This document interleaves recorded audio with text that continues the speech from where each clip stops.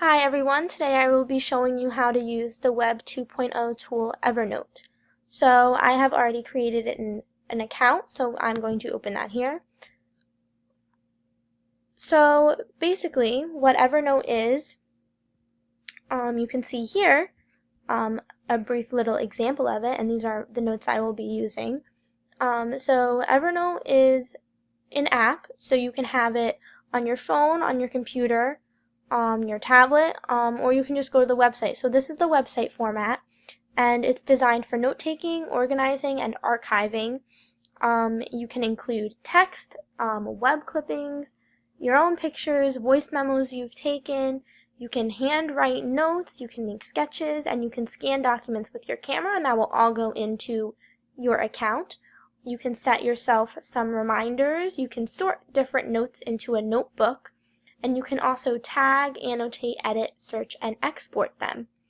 You can sync everything across all of your devices. So I have the app on my phone and on my computer. This is the web version, and if I switch over, I will show you the app on my computer, and it has all the same information. Everything is synced, everything is there. I can access it from anywhere. And this is available on iOS and Android, which includes Mac and Microsoft Windows. And it is for free, or you can upgrade to a premium version for a monthly fee. So I will show you some of different parts of the app here. So in here you see this is my notebooks. So I have a notebook titled Doodles and a notebook titled Exploring Your Digital Portfolio. So in my notebook for Doodles, I have a little bad example of a way that you can sketch in the app and utilize that feature. So here's my little countdown to summer. 8 days, woohoo! And then in here, this is for my class. I have notes on this presentation, and then I also included some screenshots of the app on my phone.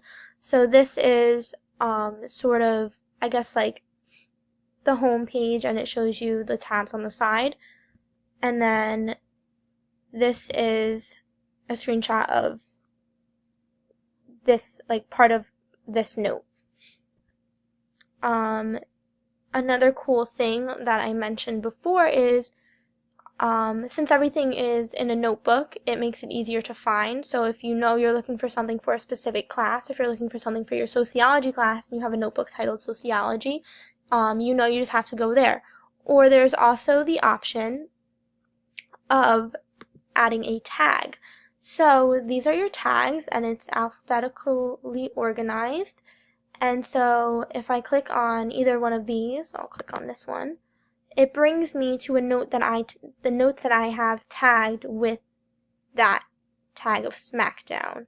So that's another way of finding things easily. Another cool thing is I will switch back over now to the web version. You can create meeting notes, so I will show you an example of that. So you title your meeting, when it is, where it's at, who is involved, what it's about, and the notes you take, and then further steps you have. So it's a nice little layout, has everything set up for you already. You can also have a work chat. So if you have other people that you have a class with or that you work with, you can search for them here and you can chat with them and share your work with them, things like that, which is a really cool feature. You can add shortcuts if you want to find something quickly or you use it often. You can create a shortcut for it here. Here are your notes. Here are your notebooks. So there are my two notebooks that I showed you. This is a trash bin, so it keeps everything there for you like it would on your computer. And then here are your tags. Where is...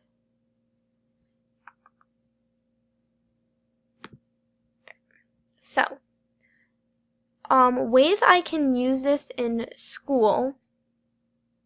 So this is a really great way, I think I've shown you, to keep your notes organized and available from anywhere, basically on your command. So if you're on the go and you want to review notes for a class, you can do that on your phone, and you can just as easily access that from your computer.